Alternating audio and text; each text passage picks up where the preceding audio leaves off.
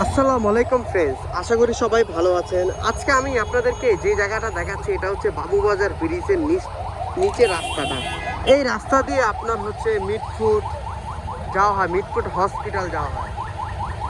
তো এই রাস্তাটা সবসময় প্রতিনিয়ত জাম থাকে। এই রাস্তার পাশাপাশি আপনার দেখেন পুরো জাম। এই যে অ্যাম্বুলেন্সটার কথা বলি আপনাকে, এই অ্যাম্বুলেন্সটা কি সঠিক সময়ে রুগীটাকে নিয়ে কি মিটফুট হসপিটালে পৌঁছতে পারবে নাকি গাড়িতে মারা যাবে? এটাই প্রশ্ন রইল বাংলাদেশ সরকারের। বাংলাদেশ সরকার দেখবে যে রাস্তাঘাটে যানজট নিঃসরণের জন্য।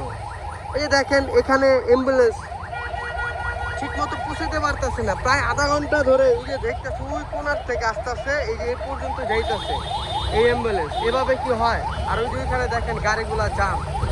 তারই পাশে হচ্ছে বাবুবাজার ব্রিজ। এখানে 12 মাস খালি ঈদের দিন বাদে 12 মাস জাম থাকে। সকাল মানে রাত দিন 24 ঘন্টা 72 ঘন্টা পর্যন্ত এই বাবুবাজার ব্রিজ জাম থাকে। তার পাশে হচ্ছে যে এই রাস্তা, মানুষের কিন্তু খুব গুরুত্বপূর্ণময় একটা রাস্তা এই সড়কটা। আগে তা ছিল না, এখন হচ্ছে বিভিন্ন জেলার গাড়ি এই রাস্তা দিয়ে ঢাকায় প্রবেশ করে। এতে দেশের মানুষের ভোগান্তি, মানুষের হয়রানি।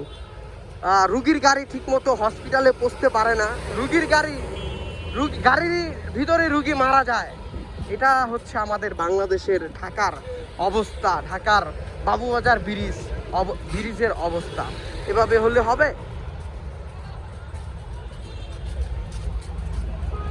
এই যে এই গাড়িগুলা সকাল 9টা বাজে থেকে বাবুবাজার কদমতলী ব্রিজ হতে এখনো জামে আটকা পড়েছে এই গাড়িগুলা।